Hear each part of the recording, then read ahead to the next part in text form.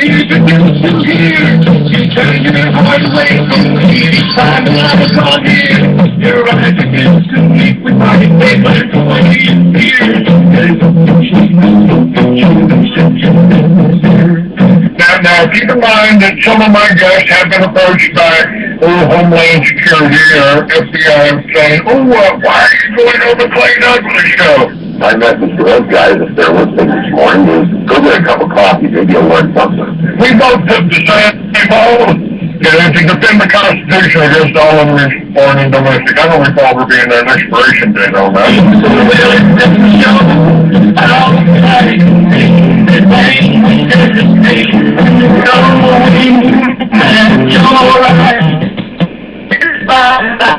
He is the free American, Clay Douglas.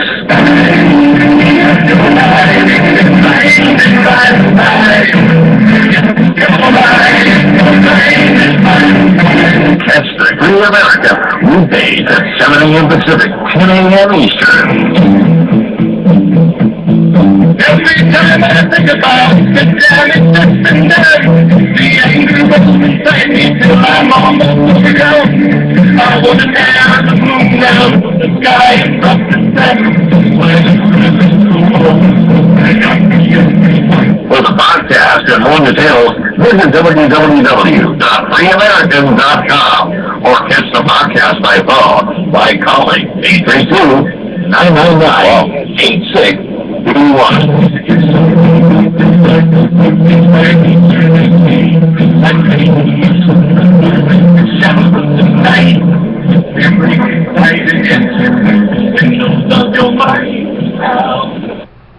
All right. Good morning, ladies and gentlemen.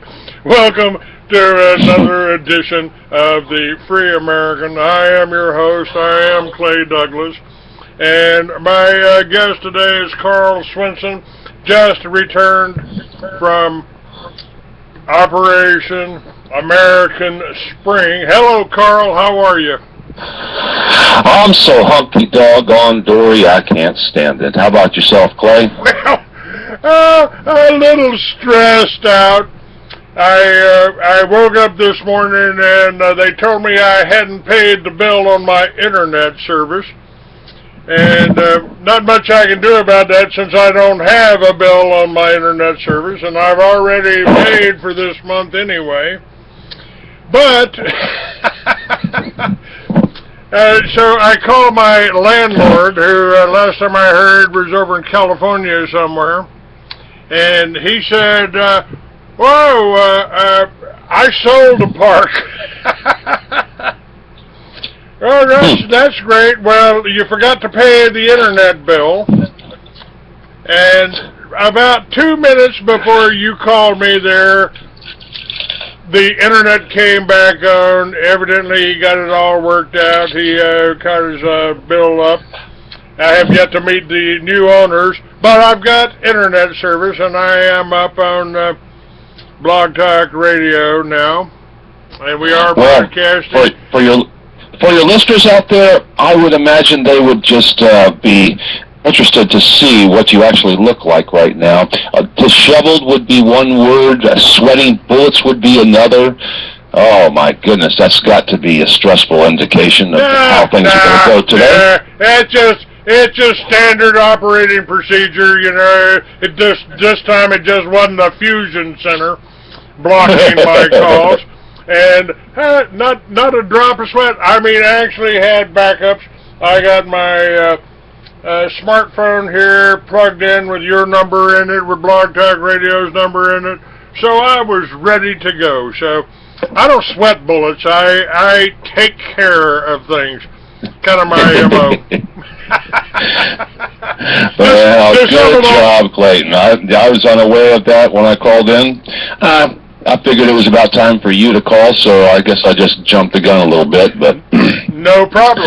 Working fine. Yeah.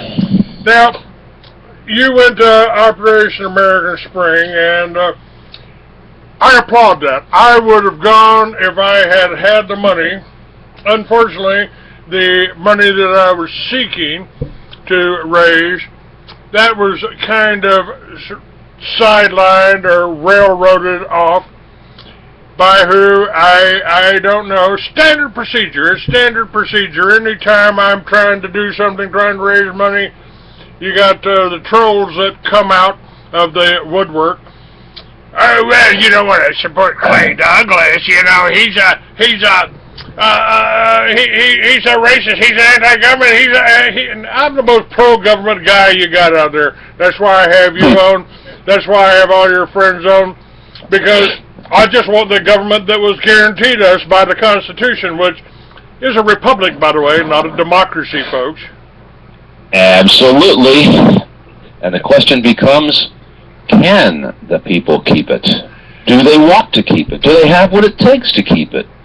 That is a million-dollar question, is it not, Clayton? It is, and you know, I at times when I get a little depressed, when I get a little down, it's not from anything that I'm doing, or even what our enemies are doing out there. I mean, it's pretty, as I tell people, Carl, anytime a communist regime takes over, they go after three classes of people in order. Correct me if I'm wrong. They go after the farmers first because they don't want you to be able to feed yourself. They go after the intelligentsia next. That's any of us that are smart enough, studied enough, read enough to know what the hell they're trying to pull. And third, they go after the veterans and the law enforcement that are loyal to the old regime. And we're in that stage right now. They're trying to demonize, they're trying to turn our law enforcement into an us and them, us versus them. They're trying to scare the law enforcement. Well, you know what those sovereign citizens are like. If they got a constitution in their pocket, man, they're dangerous. Well, then that makes quite a few of us dangerous then, Clayton, quite a few of us. Some of us have even gone the step further. We have withdrawn from the surety. Now, I don't know if you've had Christopher Strunk on here before. I have. And I don't, okay. And I'm going to have him on as a guest of my own. And for those of you who wonder where that might be, it will be on Your Live Network, which is YLN.TV. I'll mention that a few times. We're still in the startup phase. Every time you, just like you have your issues here this morning, goodness gracious, trying to start up a TV show is, a TV program, or a TV network is fraught with all kinds of problems there, Clayton. Well, I'm sitting right here looking at my handsome bearded face here in my YouTube recording here. So I do a 2-hour television show every morning, and I'd love to have a network to put that on. So yes, indeed. And you know something? One of the things about our glorious country, at least the one that we were given by the founders, is that we have all kinds of unalienable rights, one of which is the right to free speech. And it seems as if even those on our side of the aisle, those who want to restore the republic, have misgivings about freedom of speech. Why do you think that might be, Clayton? Well, I'm warming up the coffee here, so excuse me. Go right ahead. It's not a long walk. You know, I am working on the June issue of the Free American, and I will be talking about free energy. I will be talking about UFOs, among other things. And I also said a couple of things. Let me introduce this publisher's corner of the Free American. I said the Free American radio show is still ongoing, and now the Free American magazine is back without any help from the established, controlled printers or distribution networks. We no longer pay Hearst for paper made from our forest.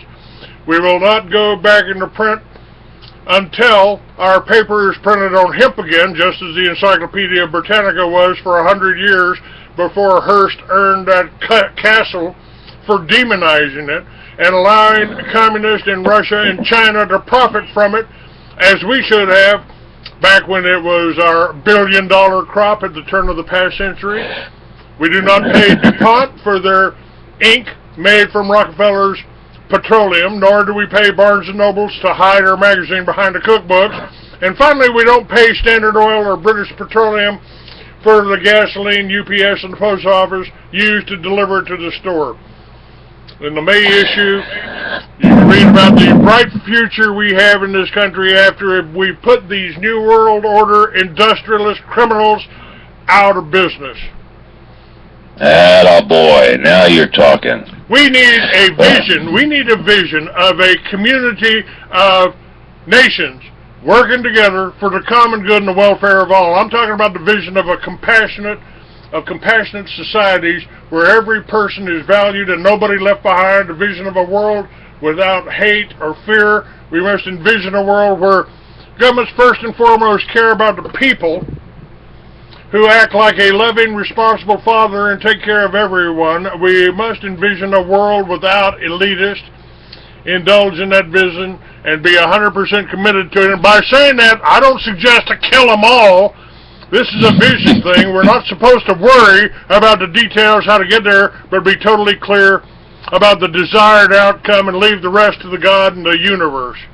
All we need to know is what we want and be excited about what it would mean for mankind. A world without war, terror, slavery, deceit, exploitation, prostitution, perversion, the killing of unborn babies, and the deliberate poisoning of bodies and minds. It would be a world where we don't work 45 out of 50 years to pay for interest and taxes. In other words, it would be bliss. Thank you. That sounds so nice, and it's good to hear this early in the morning. But as you know, the attempt to create utopia here on this planet has never, I repeat, never succeeded. So we are always going to have issues that we'll have to deal with, and all of them have to do with our interactions with fellow man.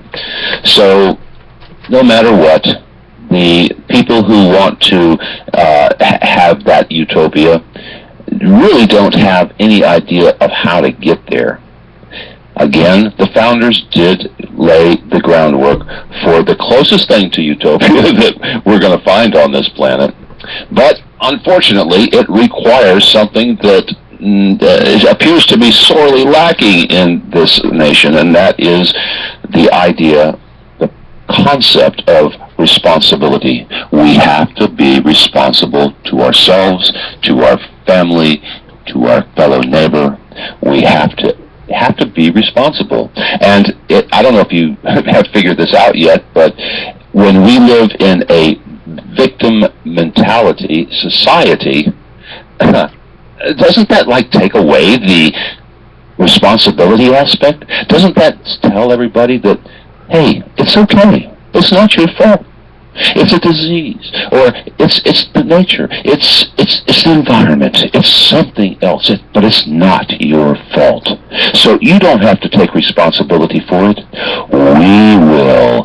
We are the new government. We are the people that are now responsible, and we can handle your life better than you can handle yours.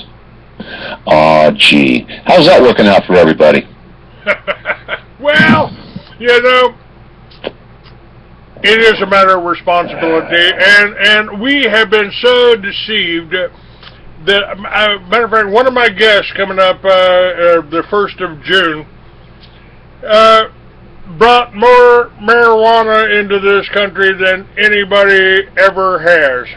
I mean, he brought in over 100 tons, and he did go to jail, unlike Bush, who brought in more, and Clinton, who certainly hit it up there in Mena.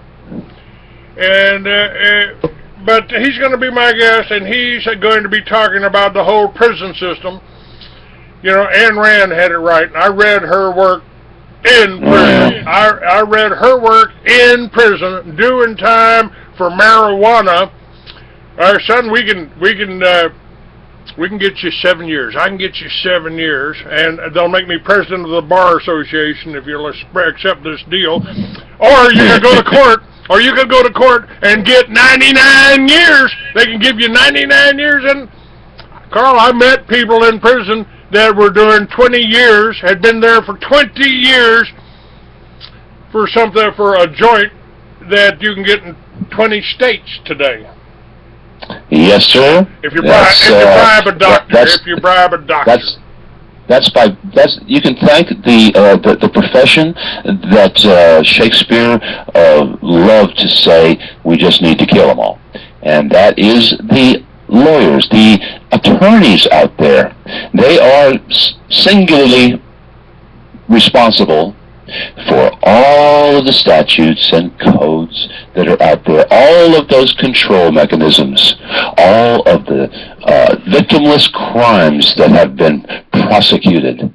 You know, they just didn't like the idea of us having common law, and common law was, well, if you did somebody wrong, well, you basically had to make good on it. But no harm, no foul. If you wanted to drive your car backwards at 75 miles an hour through an intersection where there is nobody, and you can hurt and will hurt nobody, guess what? That's a victimless crime. Dope of any kind, a victimless crime. But if you assign a law to it, my goodness, it becomes a crime with a victim. And you know who the victim is, Clayton? Us. It's us. I did. I wrote a novel about this 45 years ago in prison. I sued the prison and got a little typewriter, portable typewriter brought in, and I wrote a novel on a portable typewriter. I will be, after carrying it around for 45 years, I finally had a lady that retyped it and put it in the computer so I could edit it. And, you know, I read that. I've gone back in the process of editing it. I've kind of been blown away that the only things that I needed to edit and change were the offices I described with IBM Selectric typewriters instead of computers in it. Well, you know, the handwriting has been on the wall for so long, and most of the semi to intelligent people out there have been able to see it, but unfortunately, we were too busy doing our own thing to bother trying to do something about it. You know, I can remember being a teenager back in the late 60s and early 70s. Being a teenager and seeing the very things that we know to be the ills of the country right now. But I was just too busy doing my own thing. I really was, and I was too busy enjoying life as I thought it should be enjoyed back then. So it was all a me mentality, and it is because of that me mentality that we are in the shape we are today. Because nobody but nobody has what it takes to stand up to this leviathan that we call the federal government. Oh, and by the way, Clayton, can you, I know you can, but can you name me the 3 nations that reside within nations? And I would say that would be Washington, D.C., the Vatican, and the City of London.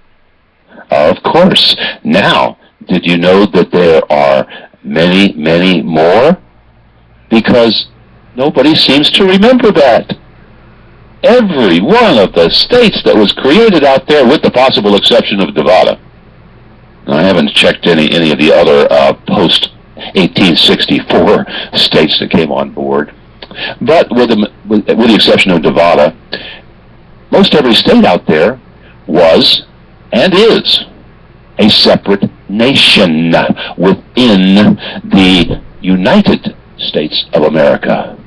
The United States of America is a treaty group, a treaty between nations. We have forgotten that. This is one subject that's really dear to my heart. You know, I mean, I've got it right up on the top left-hand corner of my website. Restore the Republic. We should never have given up the mountains to another state. I mean, let's move the mountains back into Texas. Let's restore the Republic. I don't like having to go to another state to see what a goddamn mountain looks like, you know? I don't like that. Well, guys, you know, it's just all so incredible, just so terribly incredible that the basic precepts by which this was formed are completely lost, and they're not taught, and they're not exposed on the lamestream, or now I have to call them the Jurassic media. They're just not taught. So I tell you what, I think in the process of us enlightening the public, one of the things we need to do is to bring forward the concept that everybody understands now, everybody that has been awake, that everybody understands now to actually be the United States of America. So I'm going to be doing a lot on that, and I hope you will too, because we have people in authority right now, those that are, let's see, those that are in the state governments, that are apparently victims of the National Education Association because they don't have a clue about what the structure of our government is. Well, you can't really, you can't really blame them. They don't call television programming for nothing. It's the greatest mind control tool out there. And one of the things, let me just share another paragraph here in my publisher's columns. Always remember, folks, thoughts become things. In other words, positive thoughts make positive things happen, but unfortunately it also works the other way around. This May issue of the Free Americans should be one of hope if millions of Americans answer the rallying cry of Operation American Spring. Once the traitors to our republic have been arrested and neutralized in Washington, a bright new future painted in this issue will come shining through the oily film cast over our culture. An oil-free culture of magnetic generators, GMO-free farms, growing hemp and supermarket chains, growing produce on the roof so that you are eating organic vegetables on the day they are picked from pesticide-free soil. Imagine automobiles that get hundreds of miles to the gallon and fuel made from algae grown and processed locally. Imagine ships crossing the ocean, their engines running on the hydrogen extracted from the water they float on. U.S. Navy's doing it now. Imagine a world without banks, debt, or war. Schools and colleges that educate instead of indoctrinate. Imagine the free Americans working together, growing and producing with love instead of hate and fear. This is my vision. I hope you can embrace that and let that vision grow. That's a noble vision. That's actually a doable vision. And the only obstacle in the way is the status quo that has been holding tenaciously on to its power. And isn't it all about power in the end, Clayton? Yes, it is. And this is because they control the banks. And again, our founding fathers, Thomas Jefferson particularly, warned us, if you ever allow a private bank to issue your money, the banks and the corporations that spring up around them will leave your children homeless in the land that we conquered. Now, let's see. Now, if I remember correctly, it was those types of subversive, hate-filled sayings that came from our founders that were precluded from being included in our textbooks. But here's something that wasn't precluded, because this pretty much tells us everything we need to know. In 1864, Nevada came on board, and they have their own constitution.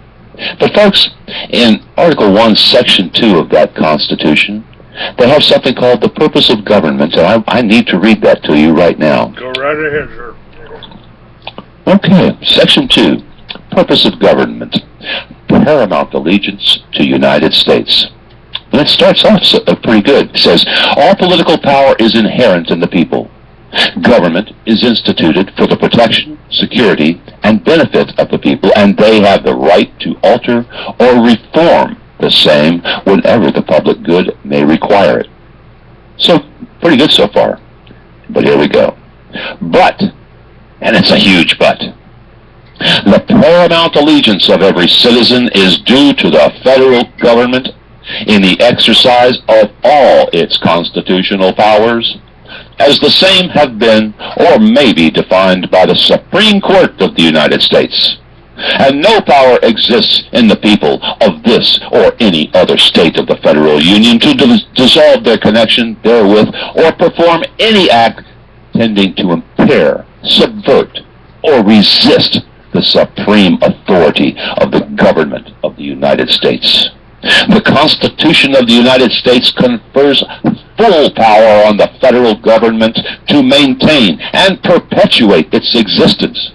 And whensoever any portion of the states or people thereof attempt to secede from the federal union, or forcibly resist the execution of its laws, the federal government may, by warrant of the Constitution, employ armed force in compelling obedience to its authority. Now, isn't that just special? What that you read that from Nevada's Constitution? Absolutely. Well, there you go. That explains the Bundy Ranch. That explains Bunkerville. That explains the whole Bundy situation, doesn't it? And let's see, they're arming the all of these federal agencies, the BLM, even the Department of Agriculture are looking for automatic weapons. Hey, the post office, let's arm them. Yeah, give every postman a .45. I'm not too opposed to that. Well, the term going postal will take on an entirely new meaning, won't it? Listen, guys, let's cut to the chase. Go ahead. Let's cut to the chase here, okay? Look, they, meaning the nation-state of Washington, D.C., they have their designs on the rest of the states, but they have one little obstacle that is still in the way, and they have not quite been able to overcome that. No matter how many jackboots they create out there, the one obstacle that remains is the fact that so very many of us have guns. And you know, they really, really don't want to have to exert their absolute, complete, authoritarian, tyrannical control over us if we have the ability to shoot back. So, now you know why. When you listen to the Jurassic media, when you go to any government facility, you'll see all kinds of stuff relating to that three-letter word that to them is a four-letter word. The gun. Gun. It is the source of every evil. And if you would only relinquish that gun, then the government would be more able to take care of you, to protect you, to make your life safe and secure one more time. Isn't this actually the utopia that you want? I think we ought to be able to, you know, I'm constantly looking for ways to make money to support this show, to support myself, and thank you, Phil Cusack, for that donation. That really helps. I really appreciate it. I got a Harley in the shop I got to figure out how to get out of. And but I think if I'm coming up, if I can find a printer here to print up some signs that says, you know, my neighbor is a liberal, he doesn't have any guns. Maybe we could sell that to a few conservatives out there. Well, if you get that doggone printer I sent you fixed, everything would be life would be good for you, except for the fact that you'd have to use paper other than hemp paper. But we can work on that one later. Working on that, and as soon as I can get transportation to be able to get that printer to a shop, I'll have that. But I got one of my old printers actually working now, so I can print something off if I need to. Listen, if you decide to use a third car or a trailer on that bike of yours, for the love of God, please have somebody YouTube it, have somebody capture that on film, because I really want to see that picture. I know the printer is rather massive, so to see that thing packed up some way, shape, or form on that bike is going to be something that I will relish forever if you can do. I can probably do that. I think I might have pictures that people took of me strapping my propane tank onto the bike. I was just telling people, it runs on propane. Yeah, I got you'd be surprised what I can get on that motorcycle. I mean, 3 dogs and a broad I can get on that motorcycle. Well, folks, we're gonna bounce around a little bit here, and go in a few different directions, but we'll tie it all together. I hope we can tie it together in the end. But in the meantime, let the words of that Nevada Constitution kind of sink in, because I don't know about you, but to me, those are fighting words. Those are absolutely fighting words. And if you ask Mr. Cliven Bundy or his family about that, you know what they're going to say? I didn't know that was there. It's been there since 1864. Folks, how responsible are you? Really, how responsible are you if you don't even know the basic laws that govern your state? Back when it was still common law, back when it was no harm, no foul, before they wrote all these massive volumes of statutes and codes to imprison and make criminals of us all. My goodness gracious, how irresponsible is it to not know these things? And once you know these things, how irresponsible is it of you not to address and resolve that? Because to me, if I found out that my state had this in their codes, well, guess what? I tried it once, but I'll do it again. It's pitchforks and torches times, my friend. And Clayton, another thing. There's a concept where states reciprocate for the laws of other states. And since this is the law of Nevada, silence on the part of any of the other states represents acceptance. So I plan on going to my state capital. I'm going to set up a meeting. As a reporter this time, I'm going to love that. And I'm going to interview those that I can. I'll start at the top of their food chain, the bottom of ours, and that's with the governor. And then I'll go to the Secretary of State. I can't go to the Attorney General for the state of Georgia because, I don't know if you guys have tried this in your state, but the Secretary of State will tell you that he's not there for you, for the citizen. He's not there for you at all. He's there strictly for the lawyers and only addresses and deals with their issues. So we may elect him, but as soon as we elect him, they are gone.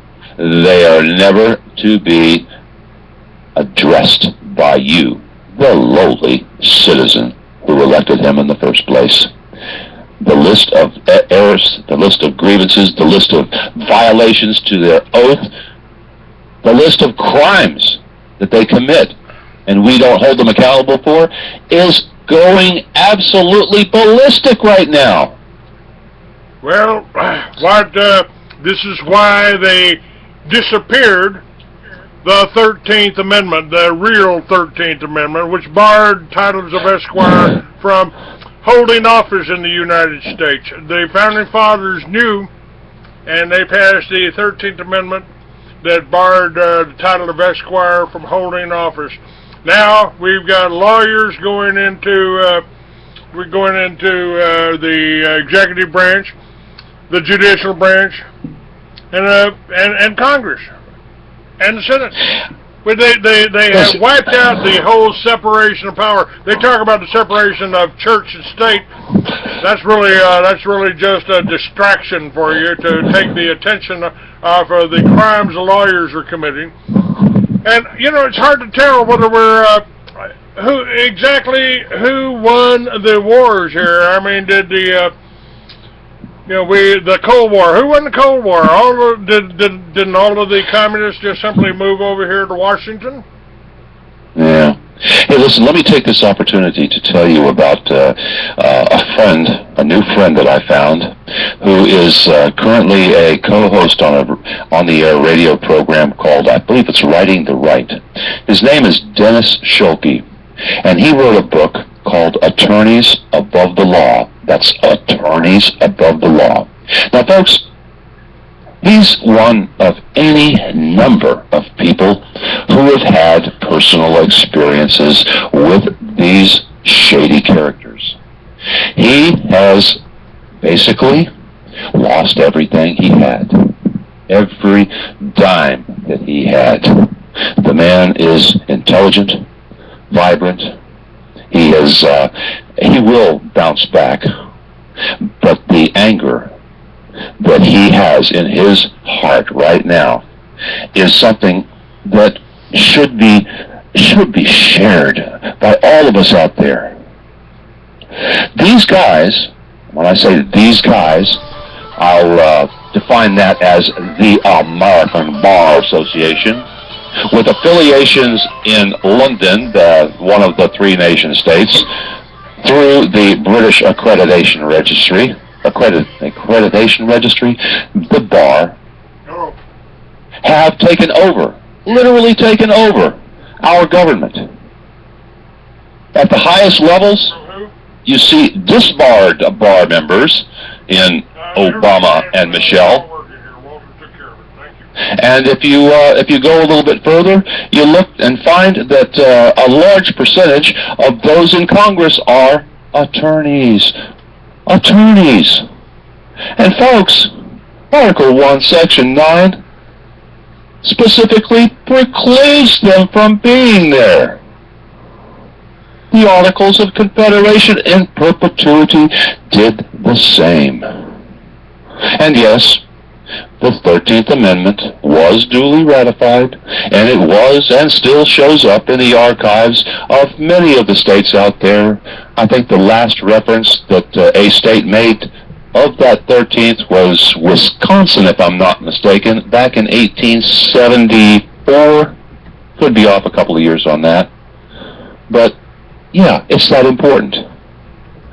And no one will bother to tell you that the Crown, the Brits, wanting to keep their control over their colonies here, planted those very same attorneys, those esquires, those shield bearers for the Crown, right here in our midst.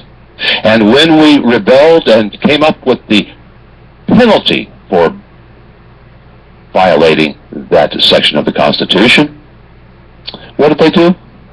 Well, bottom line is they had the War of 1812. And what did they accomplish in that war? Burned down the library. They burned down the libraries. They took away the records that would show conclusively that, yes, indeed, there were penalties for allowing the Crown representatives into our system of government, and especially into the judicial section. My goodness gracious, folks, wake the hell up and smell the coffee, because it is time for us to revisit, absolutely revisit, Shakespeare. He was right. Kill them all. Now, see, now you've got me a little bit more confused here. I mean, I've been trying to find out and trying to figure out exactly who is behind all of this. And I read what Cornwallis had to say to General Washington about our churches being taken over. And I asked myself, if we won the Revolutionary War, why did we allow the British to keep all their guns and sail back over like nothing ever happened?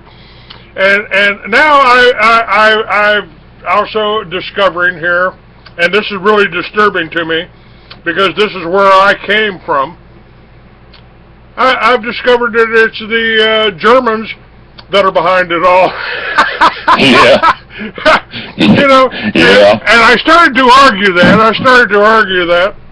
And somebody said, well, what about the Rothschilds? What about the Rothschilds? And I said, well, the Rothschilds were Jews. They said they were Germans. They were Germans. He was a German. That's correct. You know, we've been focusing our anger many times on the wrong groups. I mean, sure, there are reasons for people to have animosity towards money changers. There's reasons for us to have animosity towards any other group out there. Let's face it. And no matter what the politically correct line of reasoning might be, there's always that terrible little thing called truth that we have to deal with. And the truth of the matter is that it starts and ends here in the United States with the Esquires, because they are the foreign influence in our midst. Foreign, folks. And by they the have way, invaded this country. They have conquered this country, and you don't even know it. If you hire a lawyer, you have basically admitted that you're mentally incompetent.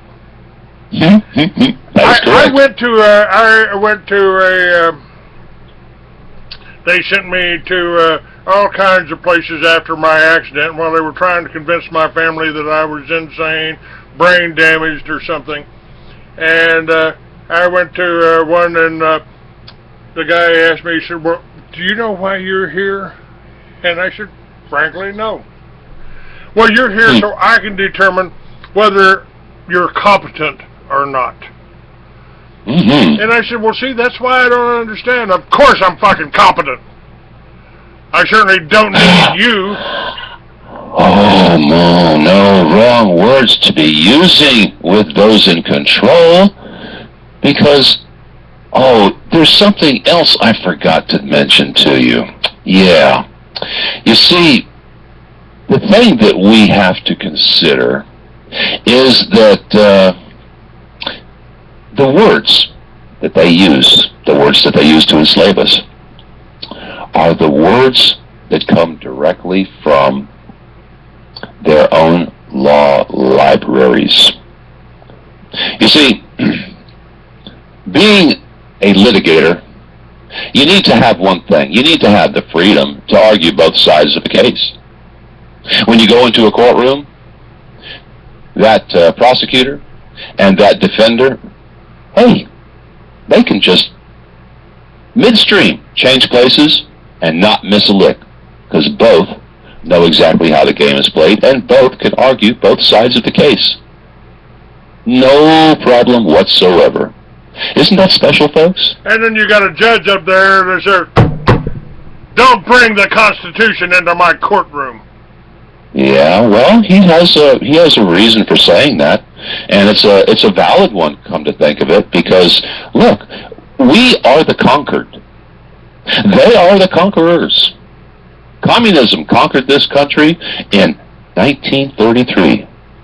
Totally, completely, and without a shot being fired, silently, and it was and remains hidden from the public view because the media refuses to address it, and the NEA will not allow you to learn it.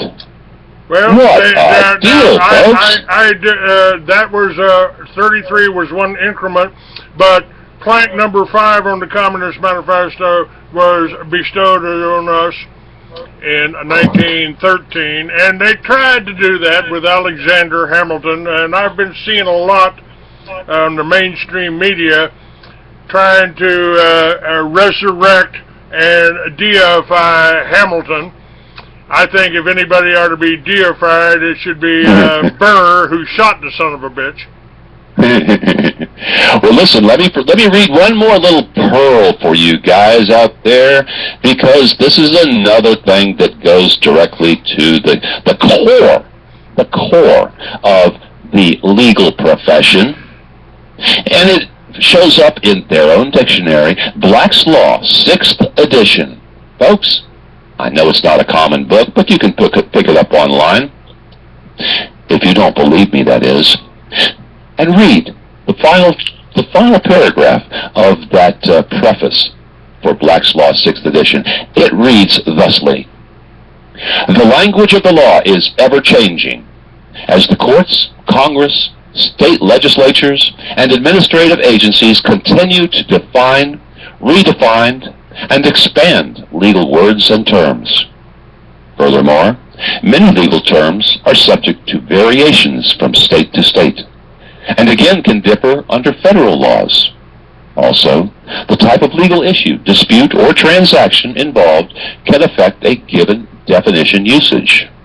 Accordingly, a legal dictionary should only be used as a starting point for definitions. Additional research should follow for state or federal variations, for further or later court interpretations, and for specific applications." Now, if that doesn't make your head spin, I don't know what will. But folks, these are the people who now control your government. They write the laws. They write the laws so that you can be accused, you can be found guilty of some federal crime, and if you are, you know what one of the penalties for having been convicted of that crime is? Oh yeah, you lose the right to keep and bear arms. What a deal! So, well, Ayn Rand had it absolutely right. She said the government has no control over honest citizens, so they have to make criminals out of us. You know, the picture is starting to clear up. You know, the fog is beginning to lift, the veil is beginning to come off, and what we're seeing is something so horrifically ugly that many are just dumbfounded. You know, it's like, okay, I didn't know this was going on, and well, what the heck can I do about it? I'm just one lowly individual out here, and, you know, they're so big and powerful, I can't do a thing by myself. And folks, you're right, you can't. You idiots. What do you think Operation American Spring, what do you think all of these movements are about? They're about taking it back. But you cannot take it back sitting on your damn couch. You cannot take it back by not getting involved. You cannot take it back if you don't want it back. Are you that comfortable? Are you that comfortable in your life that you would be willing to sacrifice all future generations, the progeny of this country, so that you can maintain for this short period of time the level of comfort you have been able to achieve? Is that what it's all about? Because frankly, Clayton, I can't see why people wouldn't be out there in the streets right now. I can't see why vats of hot tar and bags of feathers are not waiting, literally waiting at the doorsteps of your state capitol, waiting at the doorsteps of these federal agencies, waiting to be applied liberally. Isn't to these people. What American Spring was supposed to be? Now, let me share something from the director of the FBI in 1956. The menace of communism in this country will remain a menace until the American people make themselves aware of the techniques of communism. No one truly understands what it really is. No one who truly understands what it really is can be taken in by it, yet the individual is handicapped by coming face to face with a conspiracy so monstrous he cannot believe it exists. The American mind simply has not come to the realization of the evil which has been introduced into our midst. It rejects even the assumption that human creatures could espouse a philosophy which must ultimately destroy all that is good and decent. And so, when we have someone, especially a former military man, regardless of anything else you might think, when we have somebody like that who has openly admitted that he didn't know this, he didn't know any of this, but he does know what his responsibility is, and his responsibility is to his God, his family, his friends, his neighbors, America. That's his responsibility. And you know something, folks? He took that responsibility seriously enough to put himself on the line. Personally, I've been waiting for the past 5 years for someone in the military, former military, to step forward and bring forward other former military for this purpose, to take this monster back, to put him under control. That's what we've been waiting for. And when that situation finally happened, and Colonel Riley called for this, what do we do? Well, I'll tell you what I did. I picked up a few people who couldn't afford, and I carried them with me up there. But when I got up there, I found out that I guess I'm in the minority. I guess, you know, the people that showed up there really are in the minority, and they, although they are absolutely dedicated, although they are committed to doing what they can to ensure that their grandkids and future generations have a lawful form of government, well, folks, they're just the radicals. They're just the absolutely crazed people that the media and even Glenn Beck are demonizing. They can't have that. No. These people are radical. Truth is radical. And truth, by the way, that's one of those doggone words that needs to be changed. So let's go back to the Black's Law 6th edition and the final paragraph of the preface. Let's reread that so that we can figure out how to change the definition of truth. Change the definition of war. They did that, by the way, in 33 also, but nobody knows that. Change the definitions of everything. That way, nobody will have a clue about what is going on, what to do, or how to do it. But there he is. He remains, by the way, in Washington, D.C. He's waiting for you. Right now, he's waiting for you. But he can't wait forever. I mean, he's, I believe Colonel Riley is 70. He marches with the rest of us. He's very fit, sound mind. He's a simple, direct man. He has all the qualities that you would expect of any good American. But the most important one is that he is responsible and acts thusly.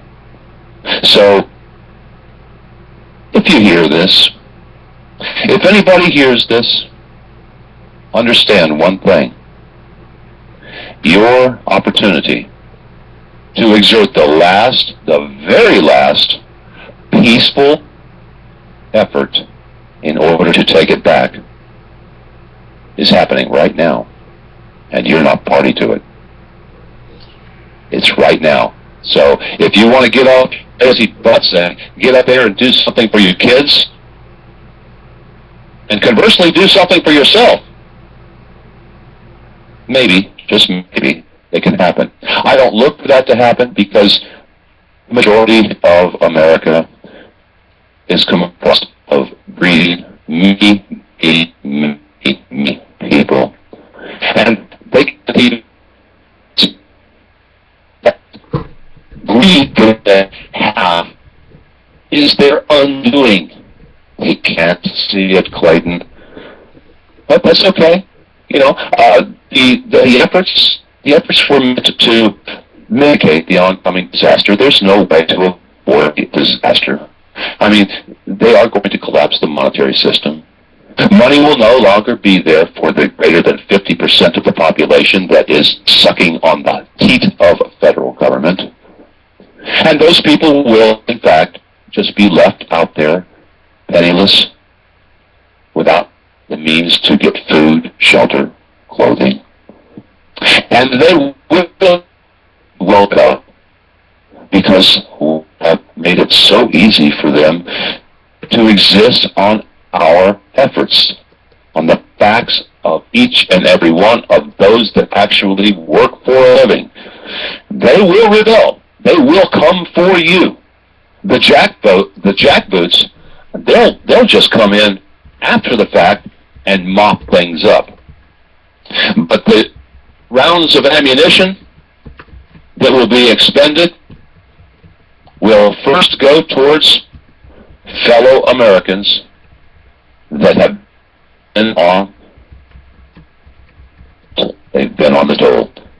So get used to the idea, folks. It's coming. There's nothing we can do to stop that. We could mitigate it. We could mitigate it severely by bringing an orderly change in. That is not in the cards right now. Their plan is to bring it down rapidly, and once they do, you will see a culling in this nation unlike anything that has happened in history before. And we'll all be a part of it, because you will have to protect yourself. If you have stores of food, if you have extra gasoline, if you have what they consider to be money, you will be a prime target. They will be coming for you. And when all the dust settles, if you're still standing, then you have to deal with the second wave. That's the jackboots. They come in to mop it up. That's the plan, and it's a downright perfect plan, wouldn't you say?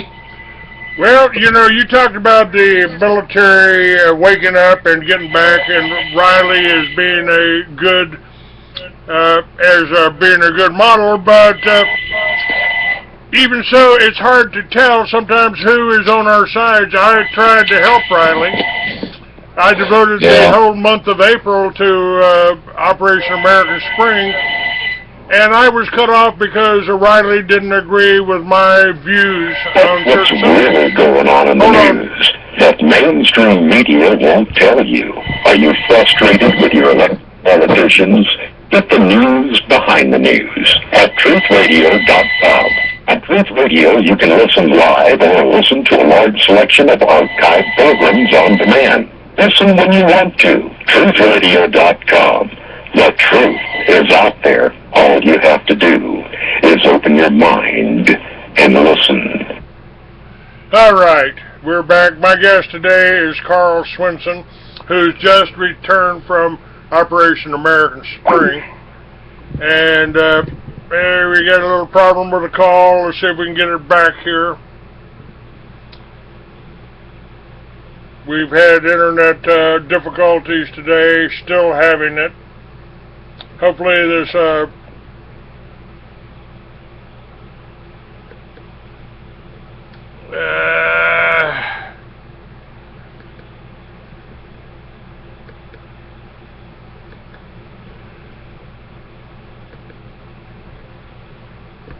Alright, back up. Looks like I got Blog Talk.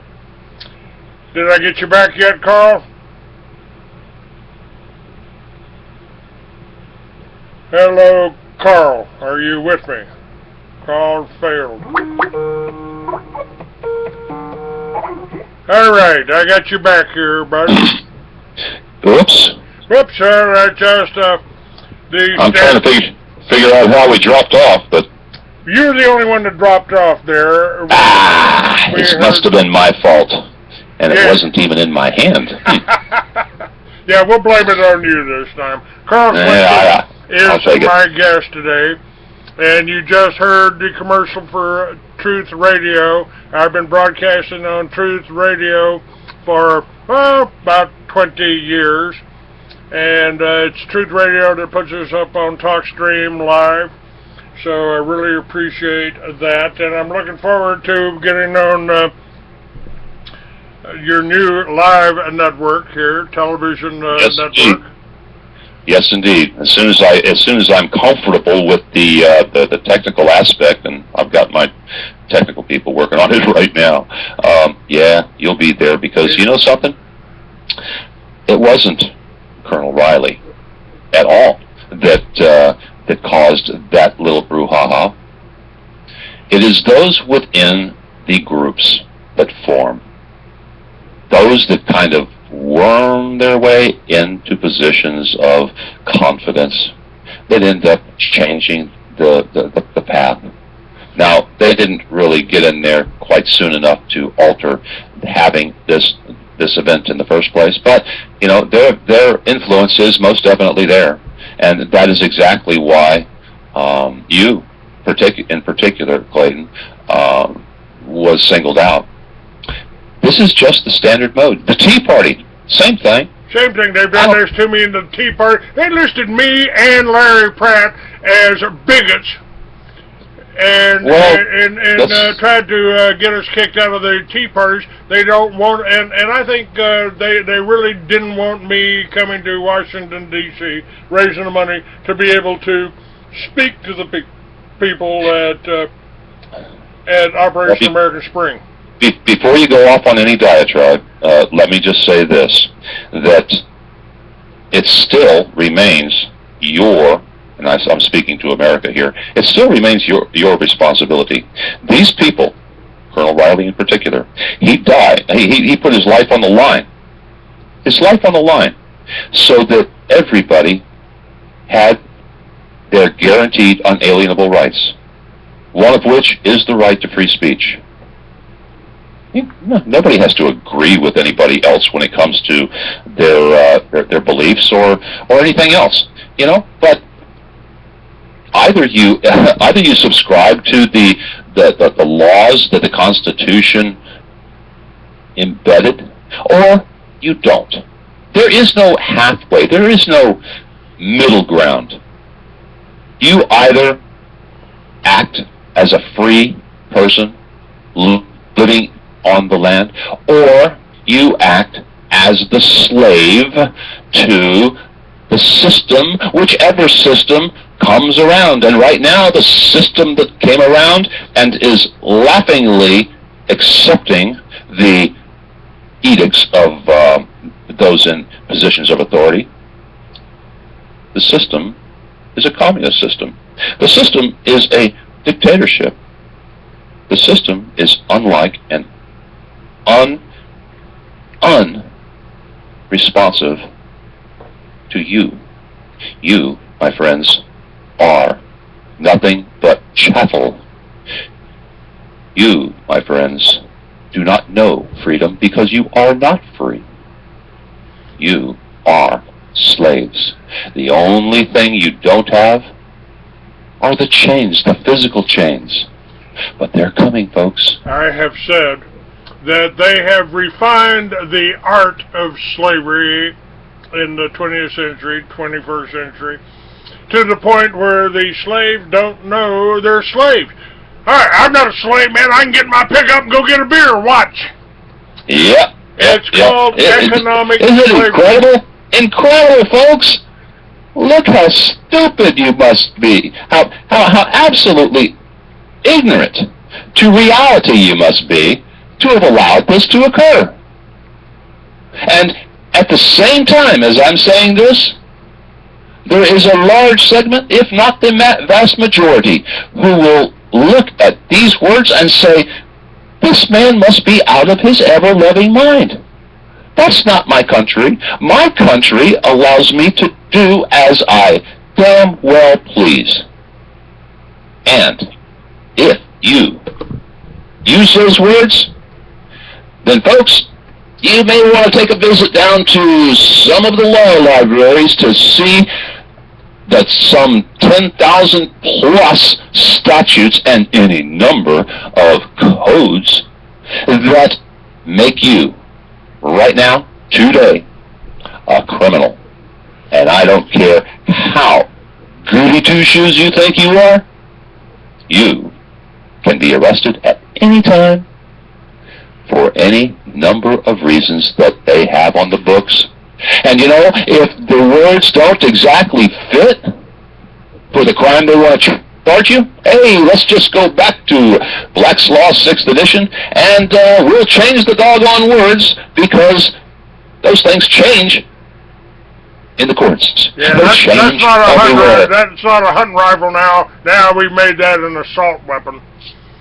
And now, let me, there was another thing here, and somehow it got, there was a lot of confusion here. I want to get your input on this. The Bundy Ranch. I spoke to an ex-wife who's getting married again, thank God.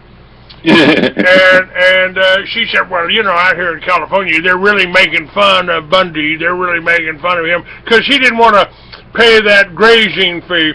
Let's see, I see. He didn't want to pay the federal government for the grass that grows wild in Nevada that his cattle have been feeding on for 100 years.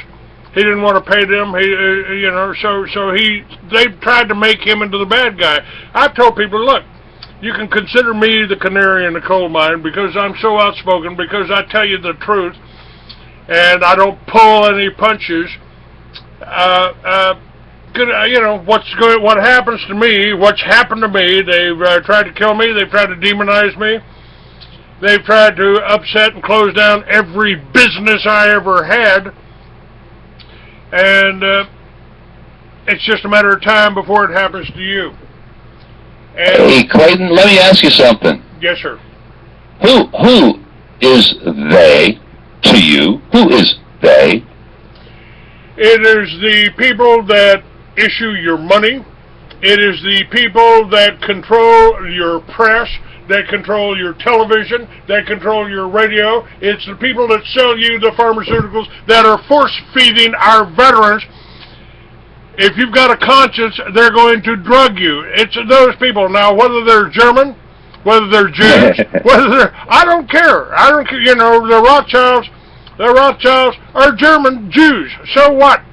You know, the Soviet Union was, you know, who was Stalin? I mean, I don't know who he was, and I don't know who Obama is, but they're controlled by the money powers. As Thomas Jefferson, my favorite Thomas Jefferson quote, you know, if you allow a private bank to issue your money, banks and the corporations that spring up around them. It's Monsanto that gave us Agent Orange. It's Monsanto that sprayed Agent Orange on our own troops and gave hundreds of my brothers, thousands of my brothers, cancer. That's well. Let me ask you something here, Clayton. If the enemy, and by the way, we are the enemy to them, as put forward in those documents of 1933, Yes. the Proclamation 2039 and 2040. They did that. Okay. Yes. So if we are enemies to the state, then are they not enemies to us? And if they are enemies to us, do we not have a definition as to whom the enemy is? Yes, we do.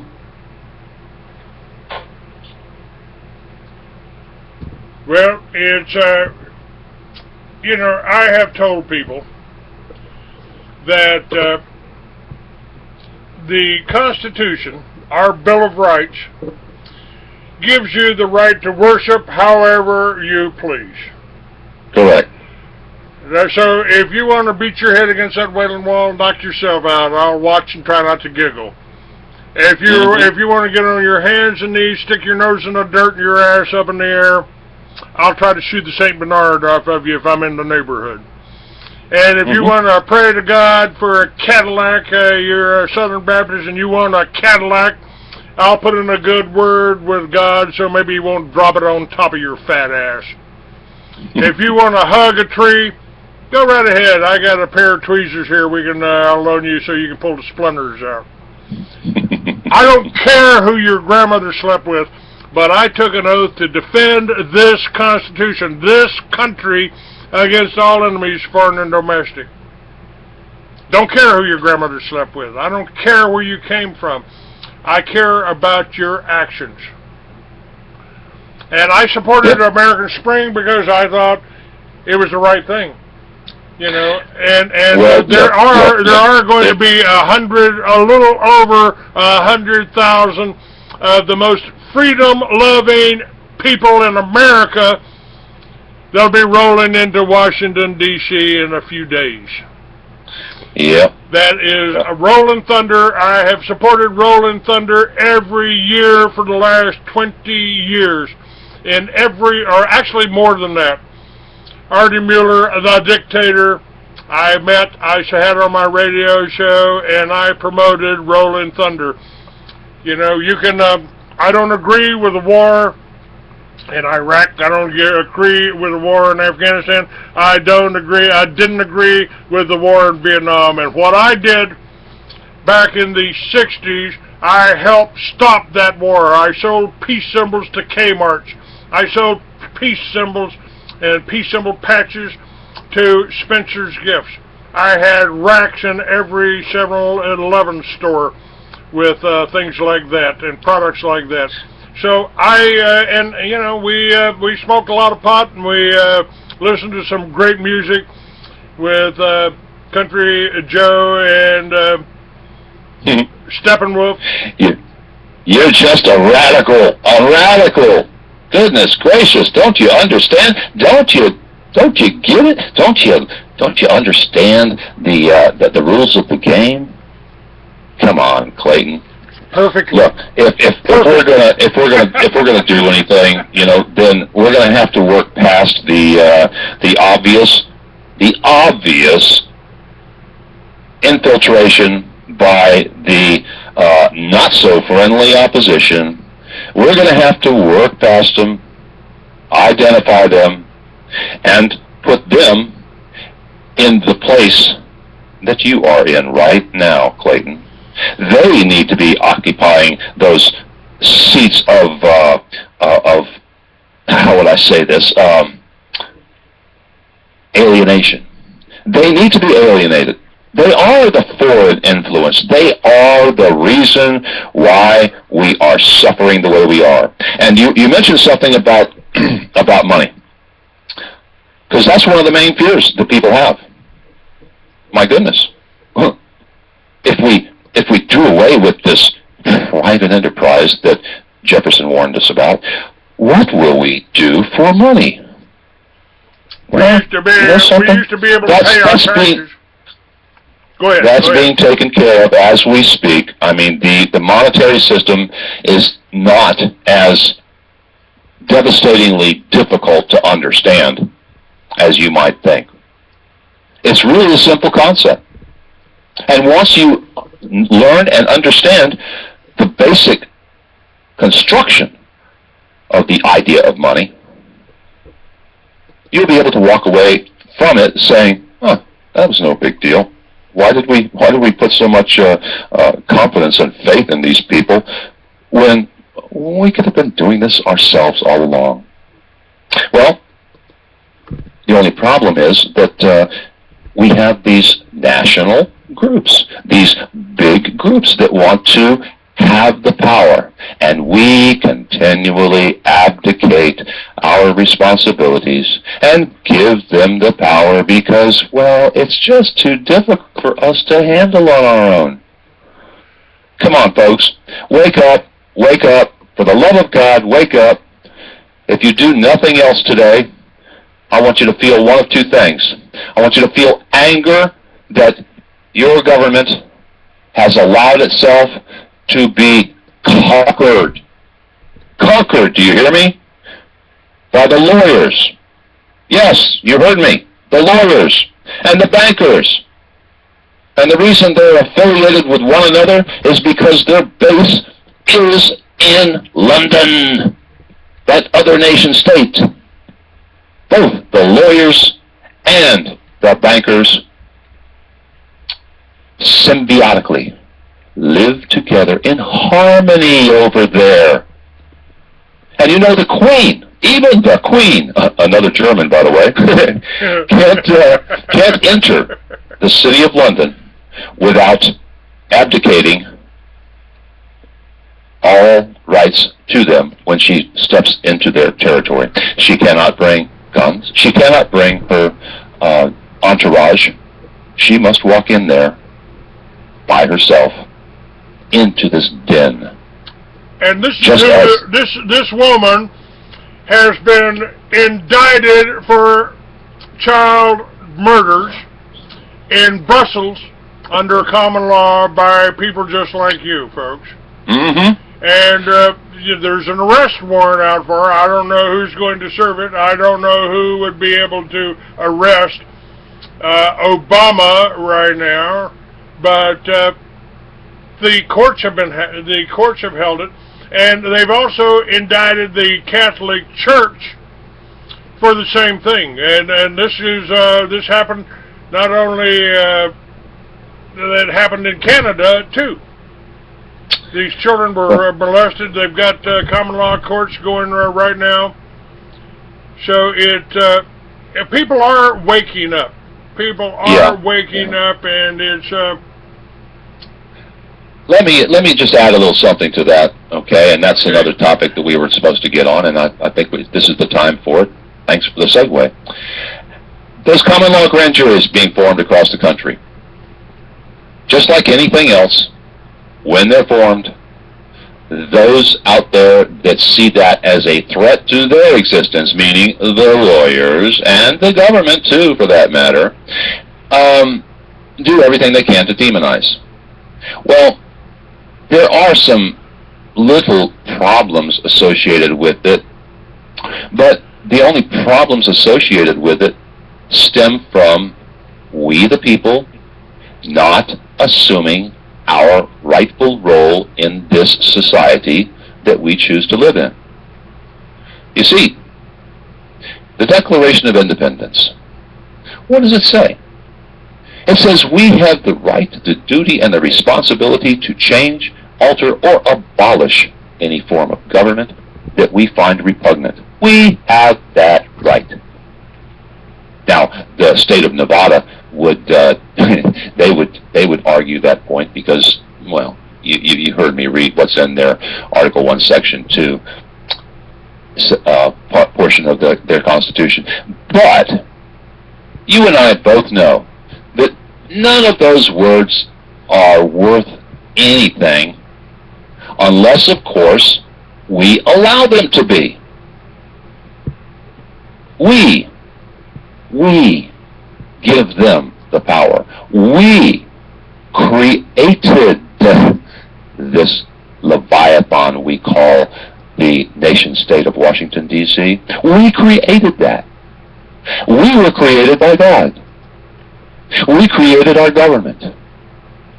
We are the supreme rulers. We have the responsibility and the duty and the right to just absolutely turn them away, turn them on their heels, and remake it in the image that we see fit. And I don't know about you, Clayton, but I see a lot of things that we can change without really changing the core structure of our government. We don't have to do that. We don't have to reinvent the wheel. We may have to make some modifications to the words that they've been able to pervert over the years. But that's as simple as basically a definition template that goes in with the Constitution so that they cannot ever again monkey around with the words. Yeah, we'll have to do that. We will have to do that. But it is a good document as long as it's adhered to. The monkey or the gorilla sitting in your room is in fact Washington, D.C. incarnate. That's what it is. And all we need to do is recognize it, disavow it, and replace it. Replace it with real men and women, not attorneys. If we ever allow them to be in positions of public trust, then we have absolutely done it to ourselves one more time. Their allegiance is not to us. Their allegiance is to the crown. And I don't care how much they argue that point, because they, by virtue of their profession and their allegiance, are duty-bound to argue that point, and to do so eloquently, and probably even convincingly. But if you allow the purveyors of words to once again enter into public trust, you are doing what you already know to be destructive, because they do one thing and one thing very, very well. They lie. Lie, do you hear me? That's what they're paid to do, is to lie. And you listen to their lies, and you believe their lies, because it sounds so right. It sounds so perfectly constructed, sounds so logical. You allow that to happen. So, we talk about money changers, regardless of what their origin is. And we talk about their good friends, the symbiotic relationship between them and the shield bearers. And we have all of a sudden reduced the actual enemies to a select group, a definable group, a group that wears its badge of honor on its lapel. It wears it on its letterhead. Sometimes it wears it on the license plate of its car. Those are your targets, my friend. Oh, and if you have extra ammunition left over, let's not forget their good friends in the media. Not me though. Listen, I'm just starting. Okay, I'm a free man, and I'm gonna give you guys the truth. You know, that's the reason I started this radio show and the Free American magazine. Is because of the way the media tried to cover for the BATF's assassination and murder of 17 little children at Waco and their families. And I think, you know, now John 8:44 of the Bible, I'm not, the more I think about it, when I listen to your words, I think that, and the Bible did warn us about the lawyers, didn't they? Yes, they did. I think it's in Matthew, and I'm looking for that right now. Yeah, John 8:44 says, "You belong to your father, the devil. You want to carry out your father's desires. he was a murderer from the beginning, not holding to truth, for there is no truth in him. When he lies, he speaks his native language, for he is a liar and the father of lies. I mean, now, I think personally, I feel like they tried to shift the blame and put it on Lucifer, who may have been, caring more about humans than was called for by the people that want to enslave us. But this is a satanic order that we have on us. They're killing children. That's what they're finding out in these trials in Brussels right now. So, who are these children of the devil? I mean, it could be lawyers, and it could be any race, any religion, and many of these, what I term our enemies, they could be Christians as easily as they could be Jews. These Zionists, well, your vice president calls himself a Zionist, and he's supposed to be a Christian too, isn't he? Yes, indeed. Okay, so they hide behind. Just do a search, for different Bible verses. You'll find them. They're there, and it's incredibly plain and simple for you to see. That's why the Catholic Church, for hundreds of years, wanted you to listen to their priest interpret the Bible instead of just telling you what they said.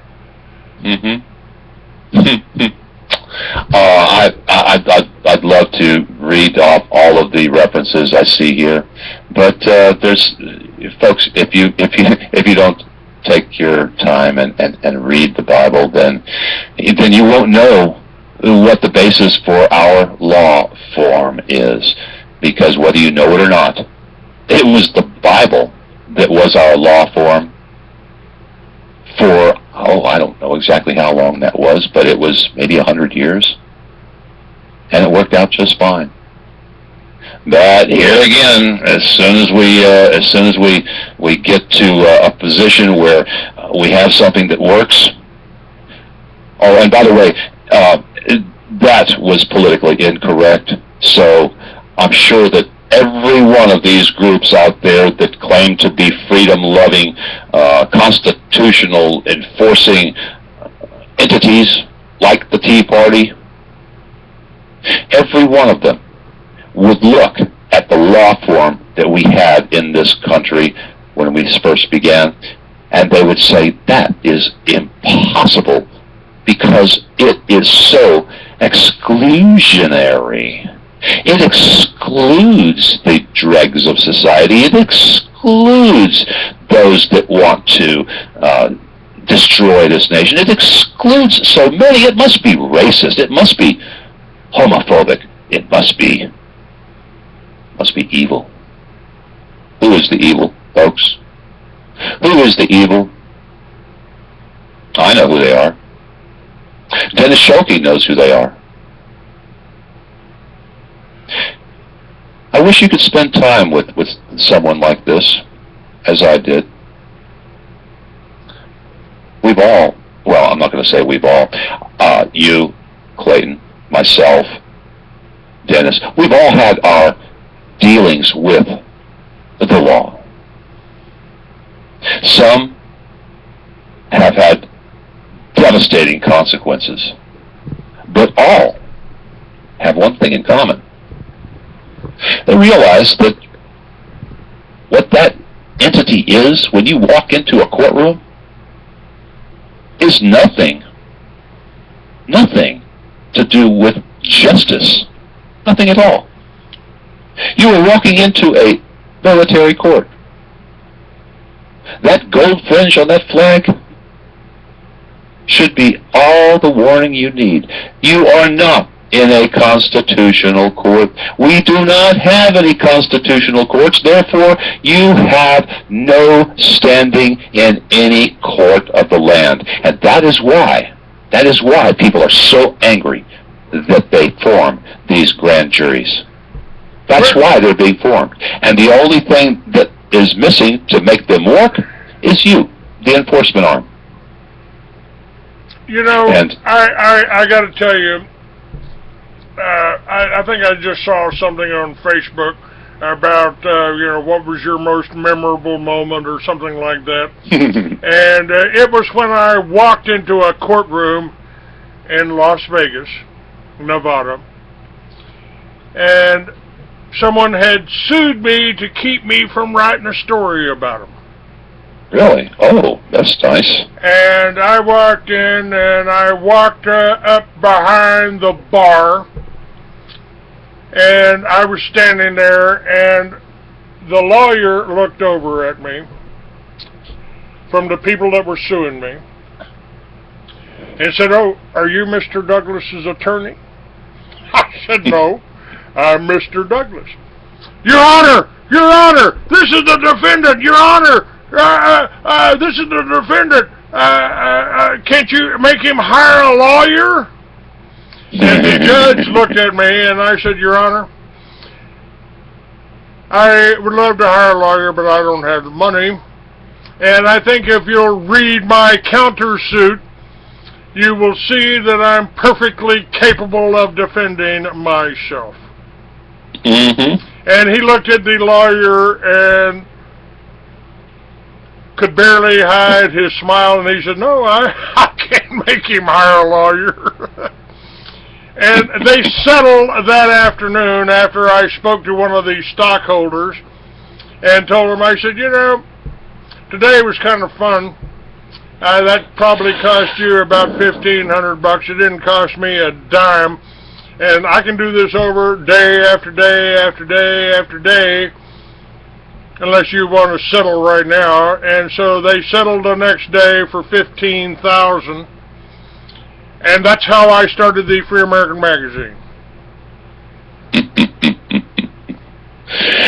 Oh, mercy sakes alive. Maybe this would be a good time here I've got in the May issue, which is available right now. It costs you $2.99, folks. You can go to freeamerican.com and you can read the first 11 issues of the Free American Magazine that I have restarted and recreated online. And this is a letter from the Bundy family. Do we have? We've got the time here. Would you? This is a family that again has been demonized. They've tried to say, well, he should have paid the government. He should have done this. He should have done that. But I think it really exhibits where we are now and what we've all got to look forward to if we don't work together to stop exactly what you're talking about. There's an association of lawyers that wants to enslave, suppress, and incarcerate us. Listen, I just need to make sure that we have a little bit of time for a couple of things I need to read to people. Okay. But that'll only take a few minutes. And maybe now is the time so we can tie together that which we have been speaking. All right, sir. Folks, I won't read the whole thing. If you want to read the whole thing, you buy the magazine. This is what I've done in order to make a living here. Just what I've been doing for the last 20 years before they tried to kill me, at least. And I'm just going to read a little bit out of this, just a couple of paragraphs. Go ahead. Yeah, go ahead. Our peaceful community has been shaken. In many ways, we are still processing the magnitude of what took place.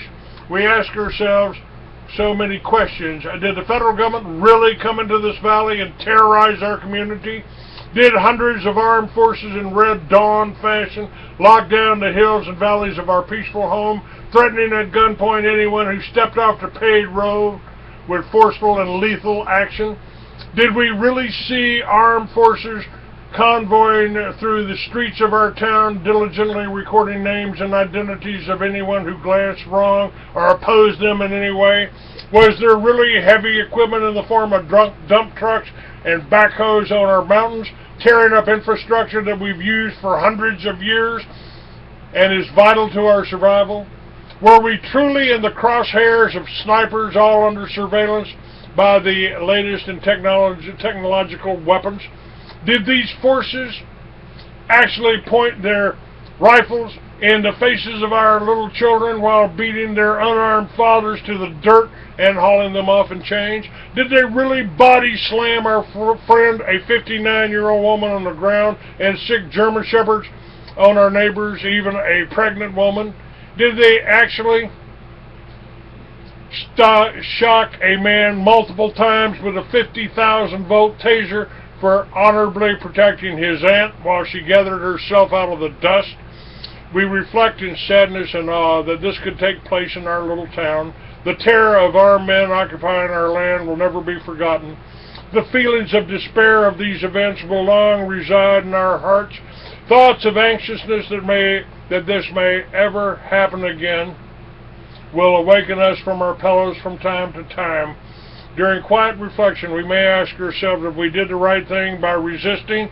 Were we in the right when we acted to safeguard ourselves? When the only response to our multiple pleas for help was silence?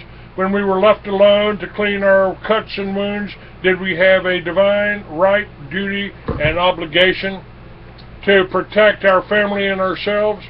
We recall the many times we pleaded with our government to protect us, the numerous times we called 911 and begged our sheriff to send his deputies to assist. Our cries of distress were met with silence. We asked ourselves, did we try hard enough to get our local government and law enforcement to act as a buffer to perform their duty to protect and serve? Were the hundreds of phone calls not enough, or is it just that our elected leaders and sheriff have forsaken the people in trade for money and power? We wholeheartedly want to believe that our sheriff would not abandon us, but where has his shielding influence been? Why was he not here to represent and protect the very men, women, and children of his county that he swore an oath for? Why did he stand silent and neutral, knowing our community was in terror? What was the motivation of inaction? Was it fear of the federal government or political reprisals from powerful politicians? The scars of this traumatic event will heal over time. We hope our community will eventually return to a sense of normalcy. We fervently hope and pray that those heavy-handed tactics will not be used on us or any other American ever again. We wonder if our hopes will be in vain. Will they return? Will they come back with greater force and even more cunning tactics than before? Now, when I sat in Miami on my boat or in my living room and watching what happened at Waco, I was screaming at the TV, Carl, "Where's the sheriff? Where's the sheriff? Why are they letting this happen?" And I swore to my wife I would never sit back and watch something like this happen again without doing something. I've tried to do that as much as I can. Clayton, I just wanted to take the time to tell everybody that it is the words that you just used in that article that have caused the people that would shun you, the people that would discredit you. It is the words that you used there that are so racist, that are so bigoted, that are so homophobic. You know, those are the words that they're warning everybody about. Don't read Clayton Douglas's material. Don't do that. Don't listen to that show. You know, so listen. I don't know what to tell you, folks. When you pick up anything that has to do with the truth, there is always going to be a measure of it that your politically correct programmed side is going to find somewhat, if not entirely, offensive. Oh well. Get over it. Get real, or get used to those doggone chains, because they're coming. They are most definitely coming. Listen, Clayton, I've been, how long have we known each other now? Not long. Not long, but long enough. You've been a tremendous help and aid to me. It's, it's appreciated. If I can make a phone call and get my computer repaired here 1,000 miles from nowhere, there's we got one of my favorite statements is, the sun is riz, the sun is set, and here I am in Texas yet. Well, it's not a matter of what you know, my friend, it's who you know. And never was that more evident to you when you, until you met me. The things that we can all share with one another, freely share with one another, our time, our love, our understanding, our knowledge. We can share that with people. We can do what we were meant to do. We can all be the teachers. And when we teach something wrongly, those that are honest will correct the error of their ways and change thusly. So there's nothing that you can do out there in Never Never Land to dissuade people from printing, talking, or living the truth. Not a thing. And they're not asking for your approval. And the there are Bible those that will accept it, Clayton, and there are those that will not, and that's fine. That's fine. For me personally, I am looking at a bigger picture, and the bigger picture is our unalienable rights and the assault, the naked, violent assault that those rights are under. So if you don't mind, let me read this. Go right ahead, sir. Go right ahead. And this cuts to the chase of my anger. And trust me, folks, I do have anger this day, as I did yesterday, because the words that were written over 200 years ago ring so absolutely true today that they mean something to me, as they should mean something to you. They come from Patrick Henry, from his speech, "Give me liberty or give me death." And I'll pick it up after his initial diatribe. If we wish to be free, if we mean to preserve inviolate those inestimable privileges for which we have been so long contending, if we mean not basely to abandon the noble struggle in which we have been so long engaged, and which we have pledged ourselves never to abandon until the glorious object of our contest shall be obtained, we must fight. I repeat it, sir, we must fight. An appeal to arms and to the God of hosts is all that is left us. They tell us, sir, that we are weak, unable to cope with so formidable an adversary. But when shall we be stronger? Will it be the next week or the next year? Will it be when we are totally disarmed, and when a British guard shall be stationed in every house? Shall we gather strength by irresolution and inaction? Shall we acquire the means of effectual resistance by lying supinely on our backs and hugging the delusive phantom of hope until our enemies have bound us hand and foot?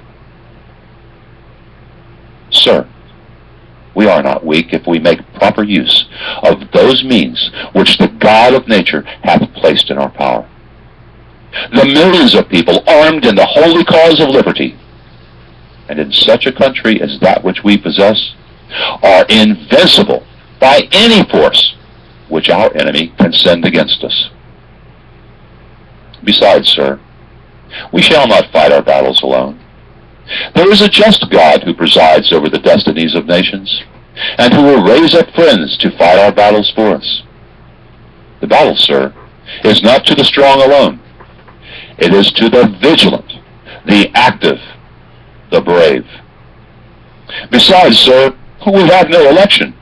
If we were base enough to desire it, it is now too late to retire from the contest. There is no retreat but in submission and slavery. Our chains are forged. Their clanking may be heard on the plains of Boston. The war is inevitable, and let it come. I repeat it, sir, let it come. It is in vain, sir, to extenuate the matter. Gentlemen may cry, peace, peace, but there is no peace. The war is actually begun. The next gale that sweeps from the north will bring to our ears the clash of resounding arms. Our brethren are already in the field. Why stand we here idle? What is it that gentlemen wish? What would they have? Is life so dear, or peace so sweet, as to be purchased at the price of chains and slavery? Forbid it, Almighty God! I know not what course others may take, but as for me, give me liberty or give me death. And those words were quite possibly the inspirational words that gave men the inner strength necessary to fight and die for that which we think we have right now, but for that which we can have should we find the intestinal fortitude to take it back. That's all there is, folks. That is the truth. That is the naked, unvarnished truth. And if you choose to think that anything there was intolerably racist, bigoted, or homophobe, then you, my friend, are going to find your place in the killing fields.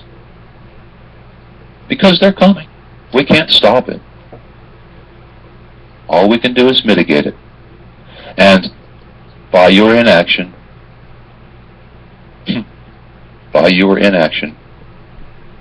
you take that option off the table. Colonel Harry Riley provided you what would be and will be the final peaceful action that we could take.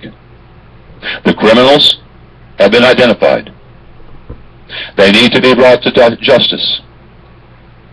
But only you can do that. They will not police their own. Only you. And with that, my friend, I will yield.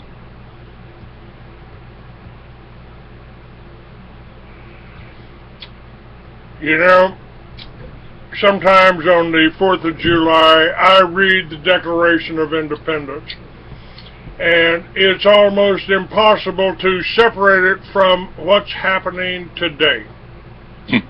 Yeah. And you just shared Patrick Henry, and you mentioned Boston. Uh-huh. Well, we watched and saw what happened in Boston just a few months ago. Yep. We saw SWAT teams in the street. SWAT teams going in, armed troops, jackbooted thugs, walking into homes, pulling people out of their homes. For what? To look for a teenager? That wasn't to look for a teenager, folks. That was a message to you, and I believe that is exactly the kind of message that they tried to send us with Waco. See, don't and Ruby Ridge. And Ruby Ridge. Don't interfere. Don't resist with force of arms, or this could happen to you. This was Waco was a psychological operation, and so was Ruby Ridge. And again, we're deceived. I mean, you got Bo Gritch up there saying he saved Randy Weaver, and he did. There was a certain amount of truth in that.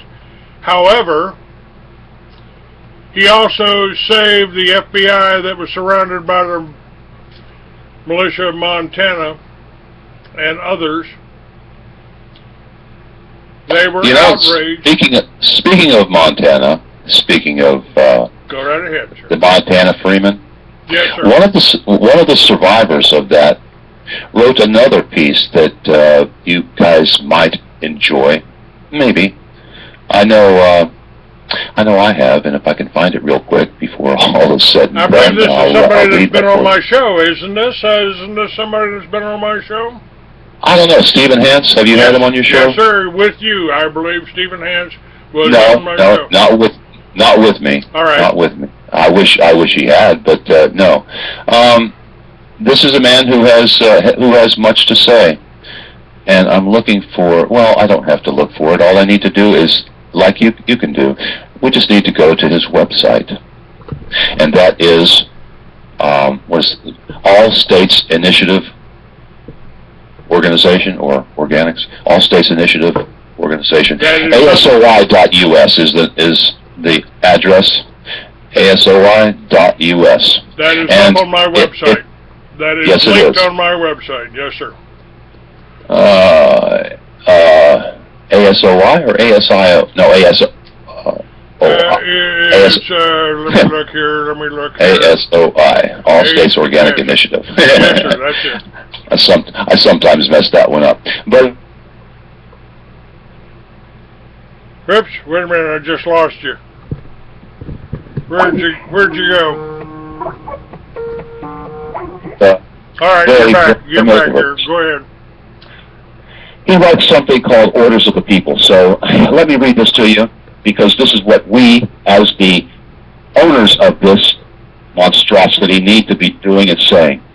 In the preamble, it says, by authority of the people of the several states of the American Federation of States, known internationally for the past 232 years as the United States of America, doing business as, in all caps, the United States, we the people, in virtual and actual Congress assembled, hereby make and enter these our presence upon the record for all the world to see, and for all of our public servants, officers, agents, and employees to heed, honor, and obey. To each of you who have taken an oath to uphold and defend the Constitution of the states you inhabit and of the United States, whether you have faithfully done so or not, by assuming the honors and powers of the office you hold, you are bound to honor the oath required. And we intend to hold you accountable to us, as in fact you are. Every legitimate peace officer, sheriff, and all members of the armed forces of these United States, past and present, also including the militias, whether organized or unorganized, will be called upon to enforce these lawful orders. The first order. Whereas all authority for any form of lawful governance comes from the consent of the people, it is impossible for government to become superior in authority to the people who created it. And whereas every state constitution and Declaration of Independence, the Articles of Confederation, and the Constitution for the United States of America all contain clear language declaring the foregoing to be true, we submit the following excerpts as evidence of this unrebuttable fact. From the Declaration of the 13 United States of America.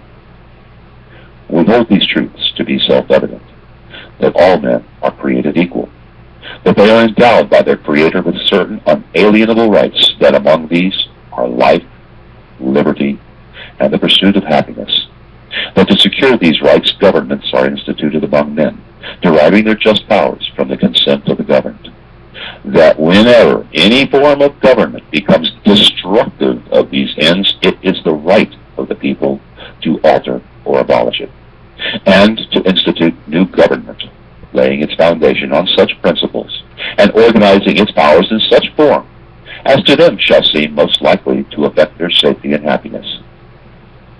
From the Articles of Confederation, Article 2. Each state retains its sovereignty, freedom, and independence, and every power, jurisdiction, and right, which is not by this Confederation expressly delegated to the United States in Congress assembled. And from the Constitution, Article 10. The powers not delegated to the United States by the Constitution, nor prohibited by it to the states, are reserved to the states respectively or to the people.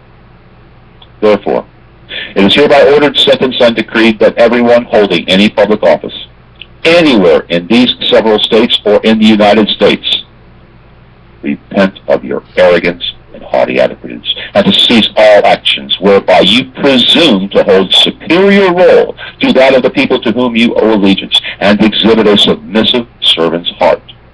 Your job is to protect our rights, not to become a bully and a tyrant. The second order. Whereas the foregoing first order is merely the foundation upon which a lawful government is built, restoring humility and an attitude of service in the minds of those holding public office, especially the ones who come into daily contact with the people, it is essential to restoring a constitutional republic.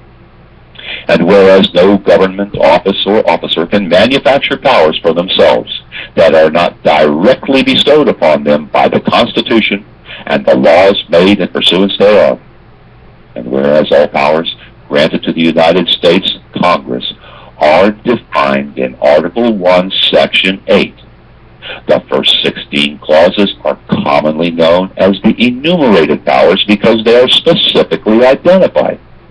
The last two clauses of Section 8 identify powers that are exclusive to the United States Congress and cannot be encroached upon by the states because they pertain only to the territorial jurisdiction of the United States. That domain is strictly limited to the area commonly known as the District of Columbia and small parcels scattered throughout the states and over the seas, but it is not as extensive as we have been led to believe.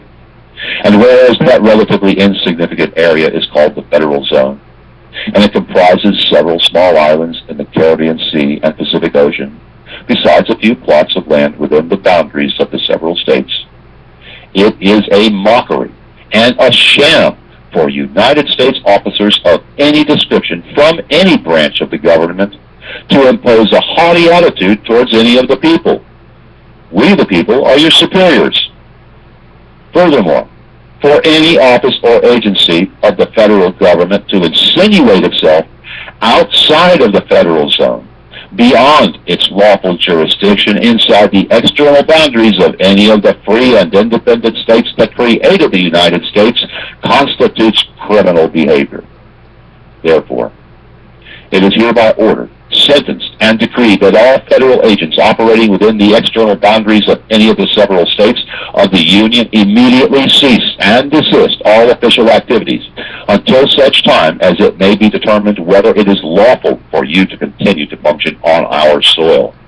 Any federal agent whose duties do not conform to the enumerated powers described in Article 1, Section 8, Clauses 1 through 16, found to be presuming to carry out official duties within any of the several states from this date forward, will be subject to immediate arrest for criminal trespass onto the sovereign territory of a state, and may be subject to articles of treason for attempting to impose a foreign jurisdiction on our land by attempting a forced overthrow of our lawful government. Anyone lawfully inhabiting a state where such an agent is found is hereby authorized to issue a complaint for a warrant of the law to arrest such an individual and place him or her into the custody of the nearest local sheriff. Any such sheriff is hereby ordered to incarcerate such an individual under force of arms if need be, and bind such individual over for a trial by jury according to the rules of common law. This is ordered by the people this 22nd day of their October month, 2013. I am a signatory to that, as you can be too. Just go to that site. Discover what's really going on in the world that mainstream media won't tell you. At Truth Radio, you can listen live or listen to a large selection of archived programs. TruthRadio.com. The truth is out there. If I were the devil, if I were the prince of darkness, I'd want to engulf the whole world in darkness.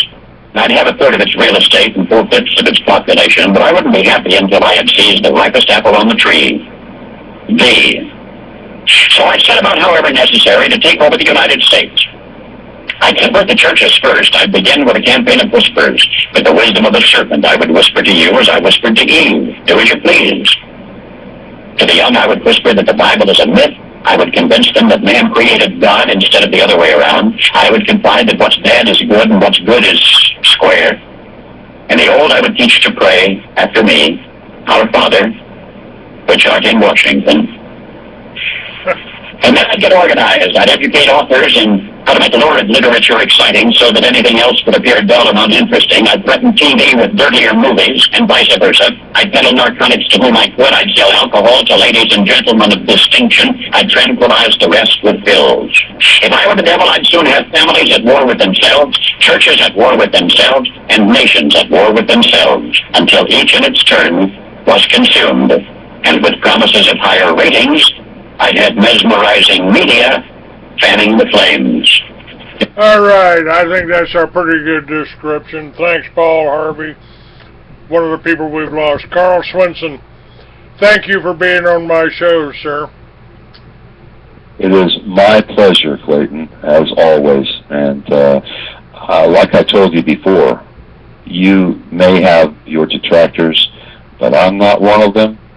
And I will do everything I can to fight for your right to say whatever, whenever you want to. God bless you. God bless America. God bless America. God bless you. Thank you, Carl Swenssen. Bye-bye. Have a great day. You too. Bye-bye.